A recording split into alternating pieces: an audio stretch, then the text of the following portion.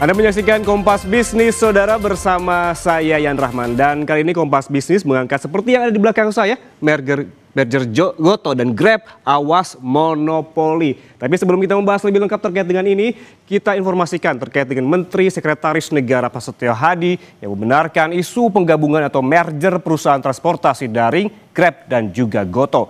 Pemerintah tengah membahas penggabungan dua perusahaan transportasi daring terbesar di Indonesia ini. Mensesnek bilang Beleid ini menjadi penyempurnaan kebijakan ekosistem ojek daring. Menurut rencana, Grab akan membeli Goto untuk kemudian melakukan merger perusahaan.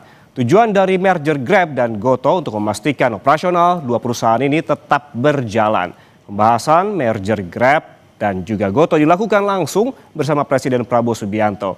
Badan Pengelola Investasi dan Antara akan terlibat dalam proses merger Grab dan juga Goto seperti yang disebutkan oleh Mensesnek sebelumnya.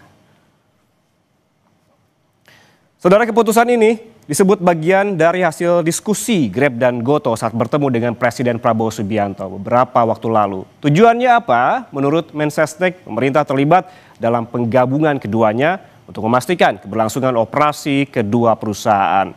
Perusahaan ojol dinilai memberikan layanan yang sangat vital dalam menciptakan banyak lapangan kerja yang kini diakui sebagai pahlawan ekonomi yang menggerakkan roda perekonomian. Tentu masih menjadi misteri bagaimana teknis realisasinya dan juga mengapa pemerintah terlibat dalam keberlangsungan operasi kedua perusahaan. Mari kita lihat kinerja keuangan dari dua perusahaan transportasi online ini dalam data berikut. Nah, ini dia. Kita lihat di sini. Dari posisi neraca keuangan Goto tercatat total aset sepanjang tahun 2024 sebesar 43,2 triliun rupiah dan liabilitas sebesar 12,8 triliun rupiah. Maka total aset dikurangi total liabilitas, maka muncul total ekuitas di tahun 2024 sebesar 30,4 triliun rupiah. Lalu bagaimana dengan tahun 2025 atau tahun ini? Berhubung yang tercatat baru hingga September lalu, maka potensi pertumbuhan neraca keuangan Goto masih sangat terbuka lebar. Hingga September 2025, total aset Goto sebesar 42,1 triliun rupiah. Sementara total liabilitas atau kewajiban yang harus dibayar sebesar 13 triliun. Jadi total ekuitasnya sebesar 29,1 triliun rupiah. Lalu apakah Goto mencetak laba atau justru rugi? Kita lihat data selanjutnya untuk Anda. Nah, berikut ini masih tentang kinerja keuangan dari Goto. Meski pendapatan masih terbilang cukup besar, kerugian yang ditanggung Goto jumlahnya juga tidak sedikit. Mari kita bandingkan di dua periode waktu yang berbeda, saudara. Pendapatan bersih pada September tahun ini sebesar 13,29 triliun rupiah. Ini meningkat secara tahunan dibandingkan dengan September tahun 2024 sebesar 11,66 triliun rupiah. Sementara kerugian pada tahun 2025 juga terbilang membaik dibandingkan 2024. Rugi usaha tahun ini sebesar 222,37 miliar rupiah, jauh lebih sedikit dibandingkan tahun lalu sebesar lebih dari 2 triliun rupiah. Rugi periode berjalan tahun ini sebesar 996,98 miliar rupiah, sementara September 2024 sebesar 4,5 triliun rupiah. Sedangkan rugi bersih tahun ini jumlahnya 775,55 miliar rupiah, tahun sebelumnya 4,3 triliun rupiah. Meskipun memang membaik, tapi yang namanya rugi tetaplah kerugian. Lalu kita bandingkan dengan kinerja keuangan dari Grab Holdings dalam data selanjutnya. Nah, ini dia, saudara, berhubung Grab Holdings merupakan perusahaan multinasional yang berbasis di Singapura, maka data kinerja keuangan dalam dolar Amerika Serikat. Total aset yang dimiliki oleh Grab hingga September tahun ini sebesar 11 miliar 355 juta dolar Amerika Serikat atau hampir 190 triliun rupiah. Hampir 5 kali lipat dibandingkan total aset Goto. Sementara total liabilitas hingga September 2025 ini juga meningkat pesat dibandingkan tahun lalu, yakni sebesar 4 miliar 841 juta dolar atau lebih dari 80 triliun rupiah. Bisa Anda bayangkan. Jadi total ekuitasnya menjadi 6,5 miliar dolar atau setara 108 triliun rupiah. 3 kali lipat dibandingkan total ekuitas Gotoh. Betapa besarnya Grab dibandingkan dengan Gotoh. Lalu seperti apa laporan laba rugi Grab Holding? Kita lihat di data berikutnya. Nah, ini dia saudara terkait kinerja keuangan Grab. Pendapatan Grab Holdings hingga September 2025 ini meningkat dibandingkan periode yang sama pada tahun lalu sebesar 2 miliar 464 juta dolar atau lebih dari 41 triliun rupiah, lebih dari 3 kali lipat pendapatan Gotoh. Jika Gotoh mencatatkan kerugian yang diantaranya rugi usaha, rugi periode berjalan hingga rugi bersihnya yang sudah tercatat tadi, Grab pada tahun ini justru mencetak laba yang terdiri dari laba operasional sebesar 13 juta dolar dan juga ada laba sebelum pajak dan laba bersih yang dicatatkan di sini. Kita lihat data selanjutnya. Saudara, itu tadi terkait dengan kinerja keuangan dari Gotoh dan juga Grab. Lalu seperti apa saudara pernyataan dari Menteri Sekretaris Negara Pak Setio Hadi yang terkait merger Gotoh Grab dan juga apa kemudian tujuannya? Berikut pernyataan dari Mensesnek. Begitu. Pak, bahasanya merger atau akuisisi sih Pak? Tidak Pak, merger atau akuisisi? Ya masih dicari bentuknya. Pokoknya penggabungan mereka berdua gitu ya, Pak di Indonesia. Itu perintah dari Pak Prabowo atau gimana Pak? Maksudnya itu hasil diskusi dari Pak Prabowo. Ini lagi dicari skemanya. Tapi nggak akhirnya monopoli gitu Mas? Hah? Akhirnya nggak menciptakan monopoli bisnis gitu? Ya, berarti skemanya bisa merger, bisa akuisisi gitu Pak? Ya. Ada deadline-nya nggak Pak? Kapan? Enggak ada ya, secepatnya kita kalau kerja kan secepatnya yang mungkin ketemu.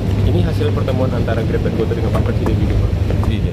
Bukan pemerintah, Kedua hanya presiden aja. Tujuannya apa Pak? Tujuannya? Tujuannya tuh nggak ada yang lain, tujuannya ya untuk semuanya supaya perusahaan ini tetap berjalan karena bagaimanapun perusahaan ini adalah pelayanan yang di situ tercipta tenaga kerja saudara-saudara kita yang menjadi mitra itu jumlahnya cukup besar dan sekarang kita tersadar bahwa ojol adalah pahlawan ekonomi, menggerakkan ekonomi. Jadi tujuan utamanya arahnya ke situ. Ya, setelah muncul pernyataan dari Istana soal merger Gotoh Grab tadi, holder Gotoh mungkin bisa tersenyum lebar karena saham Gotoh di Bursa Efek Indonesia pada penutupan bursa Senin kemarin tercatat bullish hingga 9,84%. Sementara kinerja saham Gotoh dalam 1 tahun terakhir ini naik sebesar 3,08% dengan harga tertinggi saudara ini ada di 4 Februari 2025 sebesar 87. Sementara yang terendah ada di 24 September 2025 ini sebesar 53 dan pada penutupan di hari kemarin saudara ini tercatat saham Gotoh ini di 67. Lalu bagaimana dengan Grab? Mari kita cek di data selanjutnya. Nah, ini berikut di kinerja saham Grab dalam 1 tahun terakhir. Ini melantai di bursa efek di New York, yakni Nasdaq yang tercatat turun 1,24% pada 10 November lalu. Namun jika kita tarik lebih jauh lagi selama 1 tahun terakhir, Grab nyatanya mencetak kenaikan yang solid sebesar 26,95%. Dengan harga terendah pada 7 April 2025 ini sebesar 3,48 dolar Amerika Serikat dan tertinggi pada 22 September 2025 seharga 6,45 dolar per lembar saham. Selain itu saudara, potensi monopoli bisa terlihat dari pangsa pasar keduanya digabungkan. Kita cek di data berikutnya. Nah, ini terkait dengan pangsa pasar, saudara. Pangsa pasar bisnis ojek dan juga taksi online nantinya didominasi jika Gotoh dan Grab merger. Data dari Statista ini mencatat pangsa pasar Gojek untuk kendaraan roda 2 sebesar 59%, sementara Grab 41%. Maka keduanya akan menguasai lebih dari 90% pangsa pasar jika keduanya bergabung. Sementara untuk taksi online, pangsa pasar Gojek sebesar 51% dan Grab 49%. Maka monopoli akan terjadi karena pangsa pasar keduanya jika digabungkan jadi lebih dari 90%. Sisanya merupakan kompetitor yang pangsa pasarnya masih kecil dan tidak mengusik dominasi keduanya seperti Maxim dan juga InDrive. Dan saudara, Istana telah mengonfirmasi merger atau peleburan antara Gotoh dan Grab. Perlukah merger ini terjadi? Dan bagaimana kekuatan undang-undang anti monopoli jika Mensesnek sudah mengiyakan? Kompas Bisnis akan tanya Profesor Pasar Modal dan Guru Besar Ekonomi Universitas Indonesia, Budi Frensidi. Usai jeda, kami kembali untuk Anda.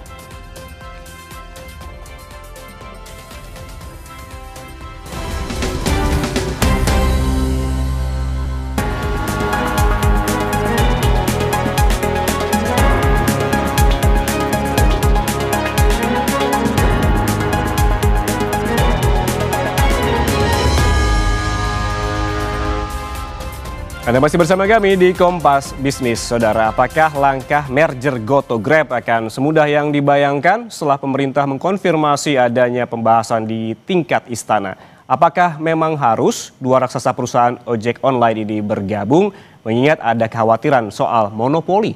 Kita langsung bahas bersama Budi Frensidi, pengamat pasar modal yang juga guru besar FEB Universitas Indonesia. Prof Budi, selamat pagi. Selamat pagi, Mas Ian. Prof Budi, ini pertanyaan paling pertama ini. Kenapa pernyataan rencana merger ini justru menurut Anda keluar dari seorang Mensesnek? Iya, saya pikir karena konteksnya ini bukan sekedar aksi dari dua korporasi ya, tapi sudah menjadi isu kebijakan di level yang lebih tinggi, level nasional, sampai dibicarakan di rapat di istana ya, sehingga sampai melibatkan presiden dan juga Mensesnek. Kalau Anda melihat ini memang perusahaan yang secara dominasi, dua-duanya itu mendominasi di Indonesia. Bahkan Grab Holdings juga merupakan perusahaan multinasional begitu apabila disatukan. Namun secara teknis, menurut Anda apakah merger ini akan mudah terrealisasi? Kesulitan yang utama yang saya lihat ini adalah masalah harga yang harus dikatakan dibayarkan kepada Telkom ya sebagai exit atau untuk mereka exit ya. Dan juga mungkin berikutnya adalah masalah bagaimana penegak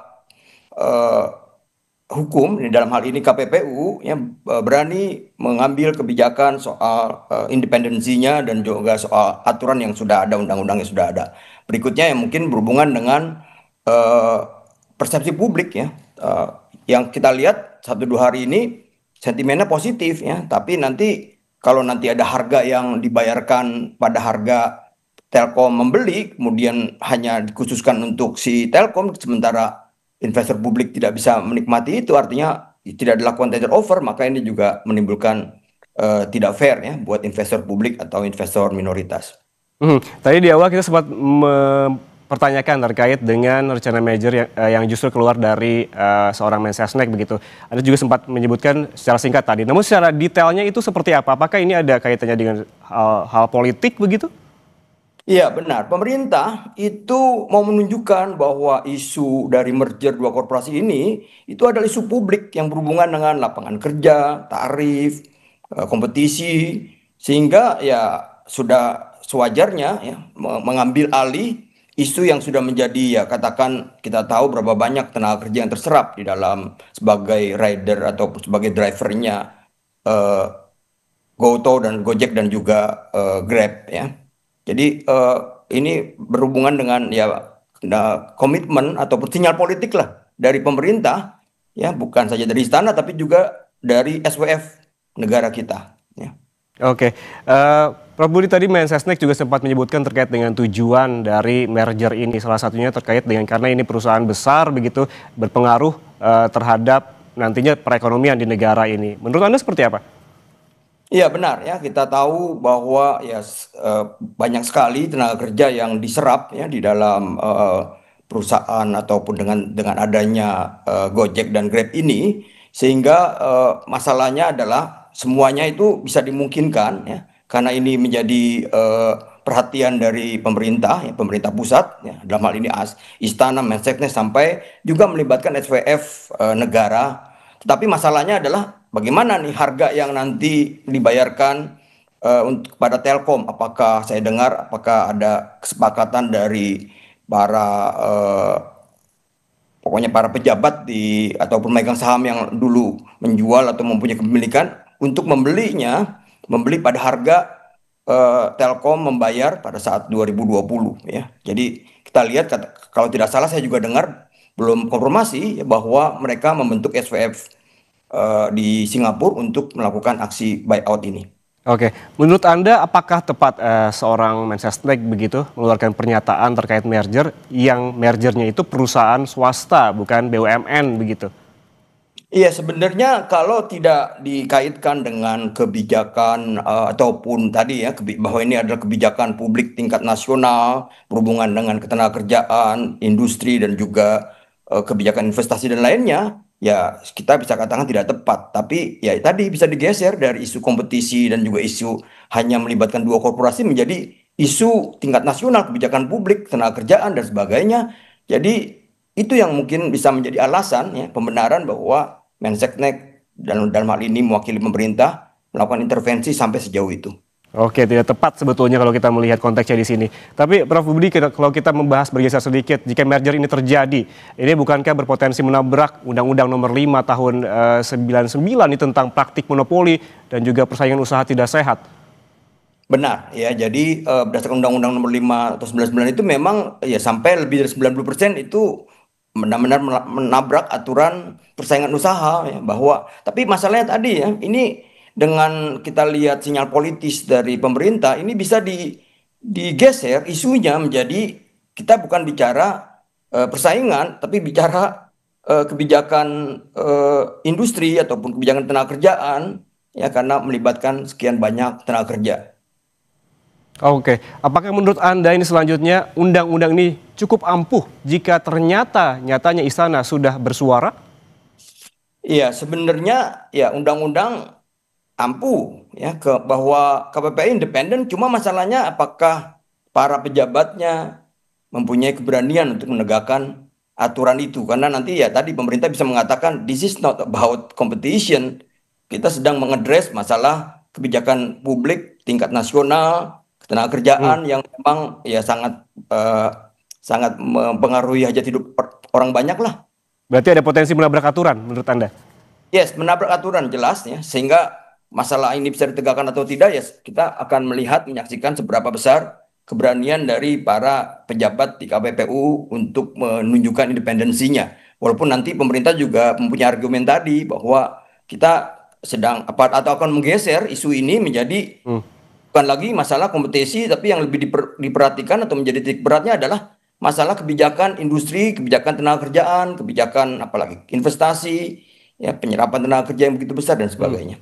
Secara konkret keberanian seperti apa yang Anda harapkan, Prof Budi? Ya, mestinya yang namanya korporasi, ya apalagi ada pihak Grab-nya, mestinya tidak diberikan monopoli sampai 90% lebih, kecuali ini adalah lembaga pemerintah yang memang sepenuhnya benefitnya adalah untuk masyarakat dan juga diatur sepenuhnya oleh peraturan pemerintah. Oke.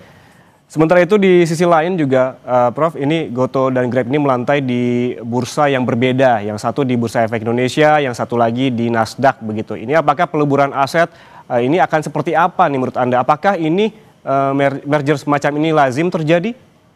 Yes, lazim terjadi.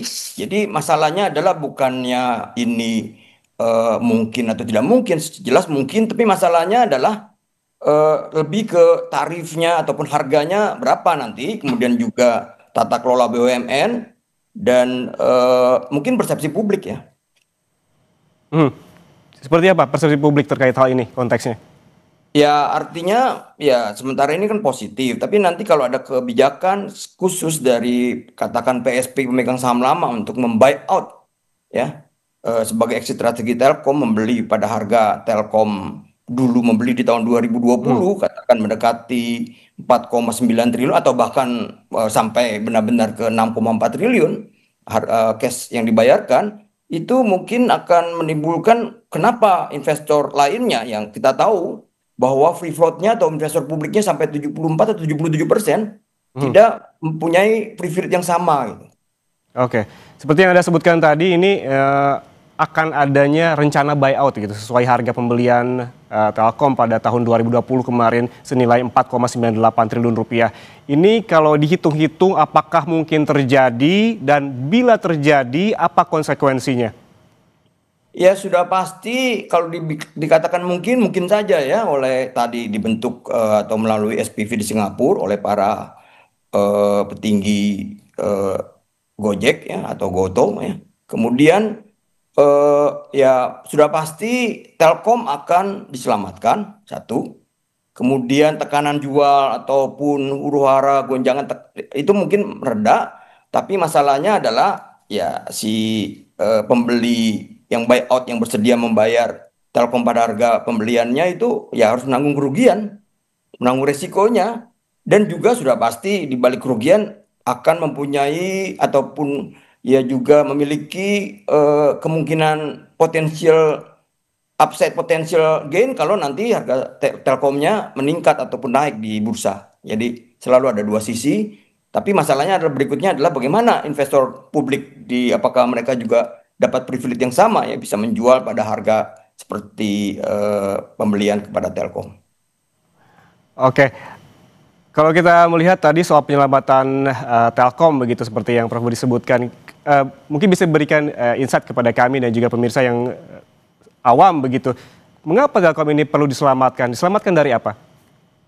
Karena Telkom adalah BUMN dan angkanya juga besar, dan juga jangan lupa ya salah satu yang menjadi sumber dari waktu itu APBN sekarang ada Nantara ya SWB kita adalah dividen dari BUMN, dan salah satunya yang cukup diandalkan adalah dari Telkom, cukup besar ya dividen yang diandalkan dari Telkom, sehingga ya dalam hal tidak diselamatkan khawatir ini menjadi kerugian negara, dan juga ya nanti akan ada konsekuensi dividen Telkom menjadi tidak lagi bisa besar karena harus menanggung unrealized loss.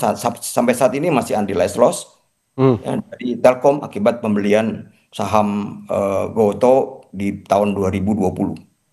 Prof Budi, kalau tadi kita sempat membahas terkait dengan kemungkinan pembelian ataupun buyout di harga tahun 2020, lalu dibalik bagaimana skema buyout Goto di Telkom, apakah ini akan mudah, apalagi jika pembelian mengacu ke harga saham saat ini? Ya, kalau pembeliannya pada harga pasar saham saat ini, itu ya berarti fairness terjadi. Cuma masalahnya adalah ya apa yang selama ini masih menjadi unrealized loss buat Telkom akan menjadi realized loss. Jadi yang potensi kerugian negara menjadi sepenuhnya kerugian negara yang sudah terrealisir, dan ini dari dulu kan yang dihindari ya ataupun tidak diinginkan karena ya mengalami kerugian BUMN adalah kerugian negara itu ya. Oke, Prof Budi, ada fenomena kemarin ketika Istana memberikan pernyataan terkait dengan merger Grab dan juga Goto, pasar merespon sangat positif begitu, apalagi Goto. Ada peningkatan dari harga saham Goto ini hampir 10%, tepatnya 9,8%. Ini artinya apa menurut Anda? Ya artinya ya aksi korporasi ini akan ya mungkin akan menaikkan dan juga akan membuat kinerja Goto yang selama ini sampai saat ini masih rugi, masih merah, diharapkan berbalik menjadi positif, dan juga mungkin juga ada investor yang berharap bahwa kalau nanti Telkom mendapatkan privilege bisa menjual di harga mereka beli, ya mungkin banyak investor juga berharap itu privilege itu juga ditawarkan kepada mereka dalam bentuk tender offer ya.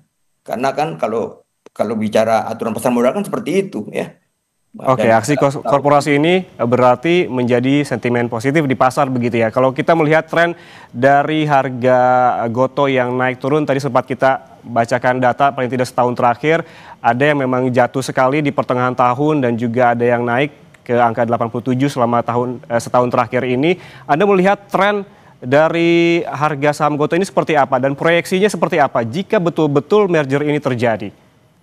iya, permasalahannya kan ya perusahaannya masih mengalami rugi, dan ya buat saya ini salah satu yang juga membedakan Goto dari emiten lainnya adalah jumlah saham yang di-issued itu banyak sekali loh, sampai triliunan, ya 1, sekian triliun.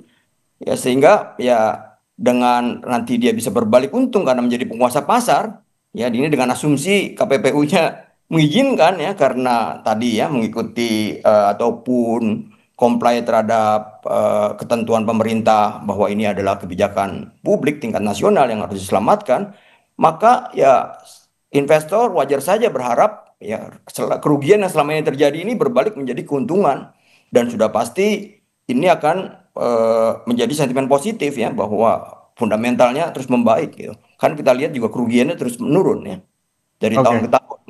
Jadi sangat berharap investor, publik, kerugian ini berubah menjadi keuntungan ya, dengan dia menjadi penguasa pasar ya, karena merger dengan saingan utamanya. Oke, meskipun menurun, kerugian tetap kerugian ya, Prof. Budi. Anda melihat dari fundamental lainnya terkait dengan Gotoh ini, apabila memang Anda sebutkan tadi masih ada potensi untuk menguasai pasar gitu, seperti apa?